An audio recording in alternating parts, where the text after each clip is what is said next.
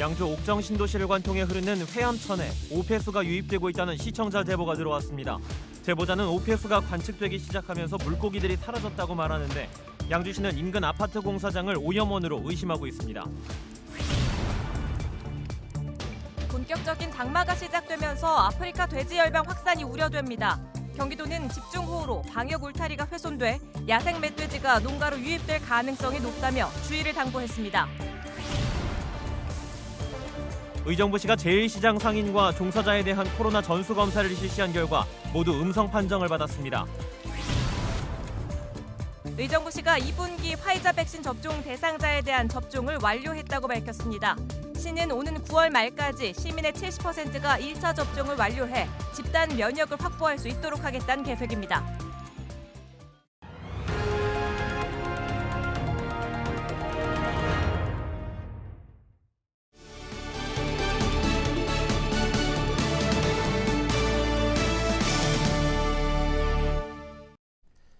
시청자 여러분 안녕하십니까? 헬로티비 나라뉴스입니다. 첫 소식입니다. 양주 옥정 신도시를 관통해 흐르는 회암천에 오폐수가 유입되고 있다는 시청자 제보가 들어왔습니다. 제보자는 오폐수가 관측되기 시작하면서 하천에 사는 물고기들이 종적을 감췄다고 말하는데요. 양주시는 인근 아파트 공사장을 오염원으로 의심하고 있습니다. 이지훈 기자입니다. 정체 모를 거품물이 흘러나옵니다. 주변에서 흐르는 물은 회색빛에 가깝습니다. 지난달 24일 제보자가 양주 회암천에서 촬영한 영상입니다. 네, 평소에는 해양천에 물고기가 있고 이맘때 뱀무와 오리를 자주 볼 수 있어요. 근데 요즘에는 찾아볼 수가 없어요. 도심 하천이 아닌 말 그대로 하수도였어요. 현장을 찾아가 봤습니다. 하천과 맞닿은 우수관에서 거품물이 흘러나옵니다. 물 색깔도 탁합니다. 이 거품물은 어디에서 나온 걸까? 이 하천에서 직선거리로 100여 미터 떨어진 곳에선 아파트 건설이 이루어지고 있습니다. 양주시는 이곳을 의심하고 있습니다. 공사장 내 식당 등과 연결된 개인 하수 처리 시설이 제대로 작동하고 있는지 조사하고 있습니다. 개인 수리를 하고 그 방류 수질 기준이 있거든요. 방류 수질 기준이 이제 오버가 되면 이제 여기서 나오는 거니까 거기에 대해서 행정처분하는 거고요. 하천엔 흙탕물도 유입됐는데 시는 이것이 공사장에서 나온 것으로 보고 건설사 측에 과태료 500만 원을 부과했습니다.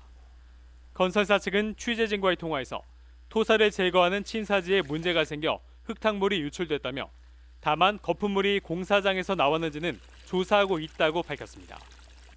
헬로티비 뉴스 이지훈입니다. 의정부시가 제1시장 상인과 종사자에 대한 코로나 전수검사를 실시한 결과 모두 음성 판정을 받았습니다. 이번 전수검사는 지난달 19일 코로나 확진자가 제1시장 지하를 방문한 후 추가 확진자가 발생한 데 따른 조치였습니다. 시는 확진자가 다녀간 곳을 오는 12일까지 폐쇄 조치하고 재발 방지를 위해 지하로 내려가는 출입구를 일원화할 계획입니다. 의정부시가 2분기 화이자 백신 접종 대상자에 대한 접종을 완료했다고 밝혔습니다. 이번 예방접종은 75세 이상 어르신과 노인시설 입소자, 종사자 등 총 2만 5천여 명을 대상으로 이루어졌습니다. 시는 지난 5일부터는 아스트라제네카 접종 제외 대상자와 고3 수험생에 대해 화이자 백신 접종을 시작했습니다. 또 오는 26일부터는 50대 일반인에 대해 모더나 백신을 접종할 예정입니다.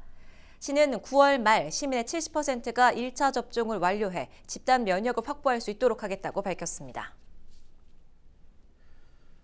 경기도의 코로나19 신규 확진자가 229명 발생해 누적 확진자는 45,504명으로 늘었습니다.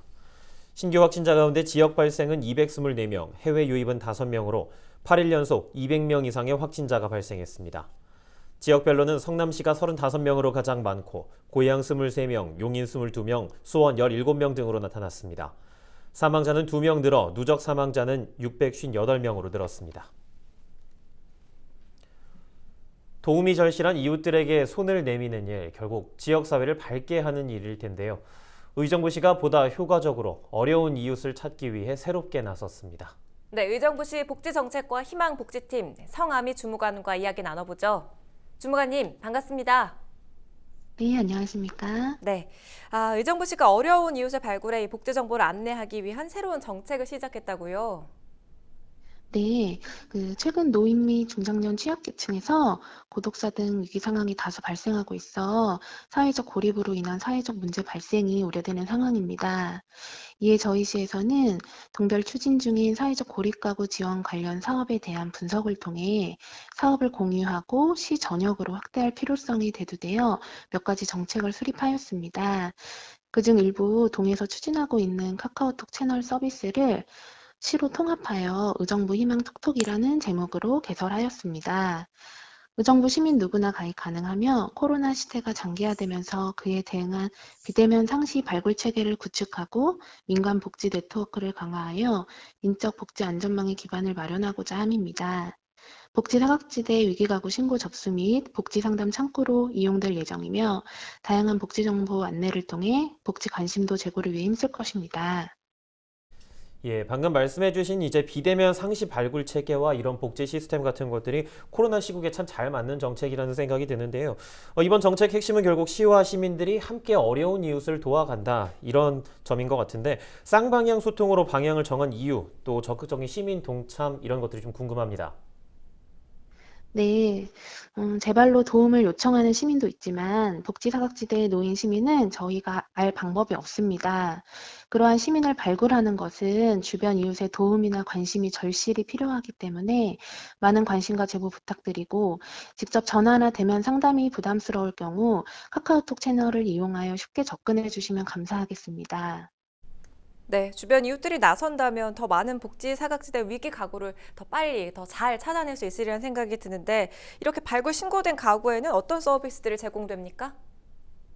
네, 발굴된 신고 가구에 대하여 확인 후 각 읍면동 담당자에게 연계될 예정이며 상담 및 실태 조사를 통해 기초생활, 긴급지원, 통합사례관리, 민간자원 연계 등 대상자에 따른 맞춤형 복지 서비스가 지원될 것입니다.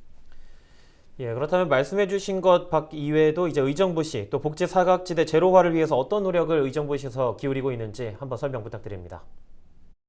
취약계층 중장년 독거가구 지원 사업으로 고독사 위험 가구가 있는 중장년 1인 가구 실태 조사를 통해 50명을 선정하여 6개월간 안부 확인을 위한 건강 음료 지원을 시작하였고 관내 복지관 등에서 1인 가구 지원 내용으로 공모 사업 신청을 받아 관내 복지기관과 연계하여 1인도 소외되지 않은 가구를 발굴하기 위해 지원하고 있습니다.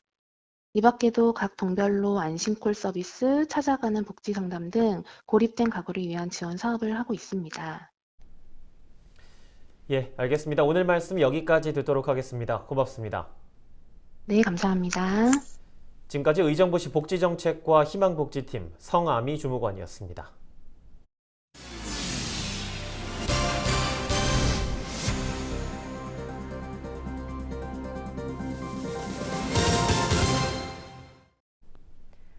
본격적인 장마가 시작되면서 아프리카 돼지열병 확산이 우려되고 있습니다. 경기도는 집중호우로 방역 울타리가 훼손돼 야생 멧돼지가 농가로 유입될 가능성이 높아지면서 ASF 바이러스 감염 위험이 높아지고 있다고 밝혔습니다. 이에 따라 양돈 농가에 방역 시설을 조기에 설치하고 기본 방역 수칙을 철저히 지킬 것을 당부했습니다.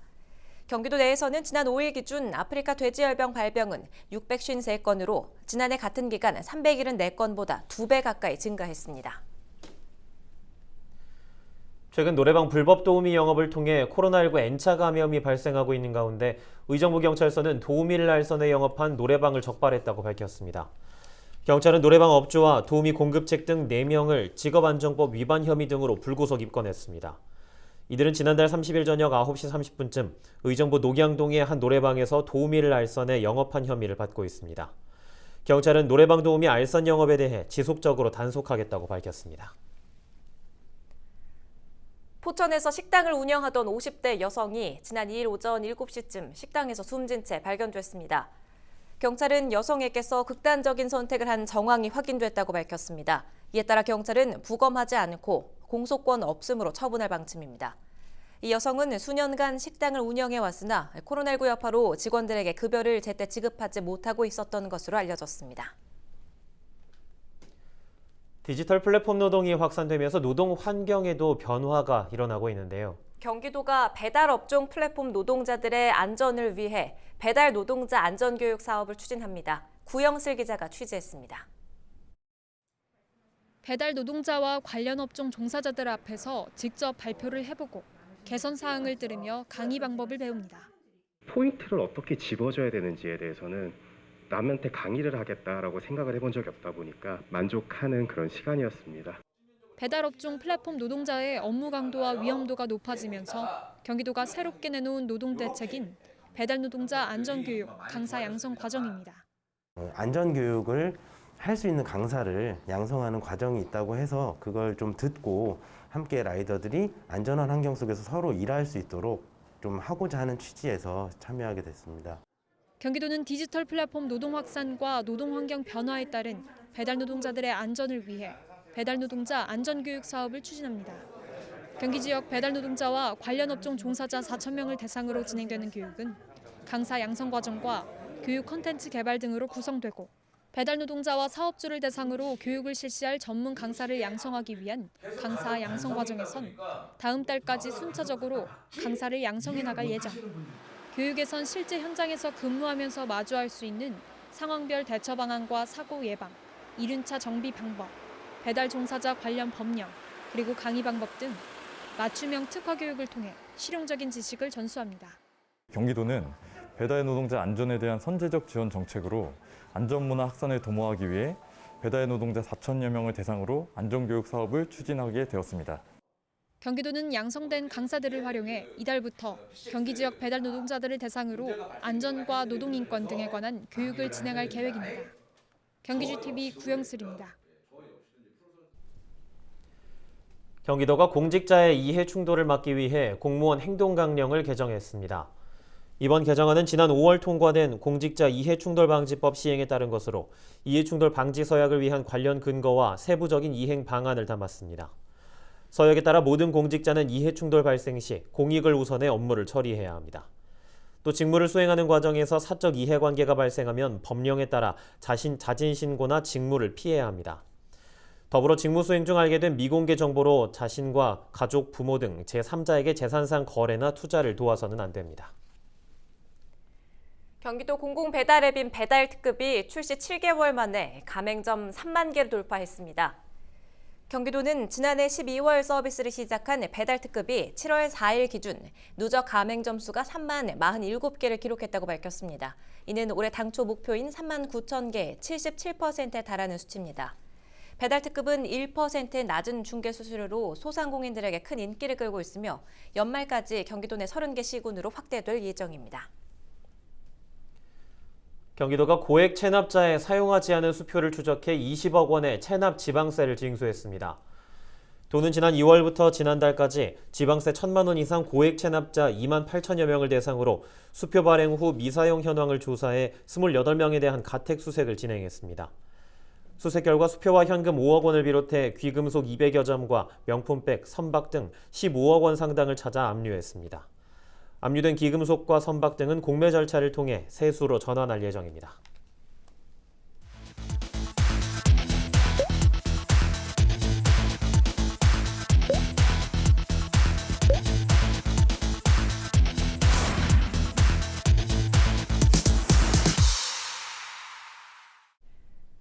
경기도가 대학생 학자금 대출 이자 지원을 위한 신청을 받습니다. 지원 자격은 경기도에 1년 이상 거주한 대학생이나 대학 졸업생입니다. 신청은 경기민원24 홈페이지에서 온라인으로 가능하며 다음 달 8일까지 접수를 받습니다.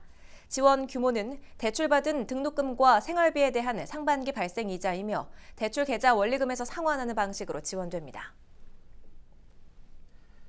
경기도가 복지 사각지대에 놓인 위기 가구를 발굴해 지원합니다. 도는 지자체 등과 협력해 도움이 필요하지만 지원을 받지 못하는 복지 소외계층을 찾아 긴급복지와 기초생활보장 등 복지 서비스를 연계해 지원하기로 했습니다. 이를 위해 도내 관계부서 간 합동협의체를 구성하고 독거노인과 장애인을 비롯한 수요자 맞춤형 지원은 물론 폭염 긴급지원과 사회복지시설 안전점검 등을 종합적으로 추진하기로 했습니다. 저희 헬로티비 뉴스가 준비한 소식은 여기까지입니다. 저희는 언제나 지역민 여러분과 함께하겠습니다. 지금까지 시청해주신 여러분 고맙습니다.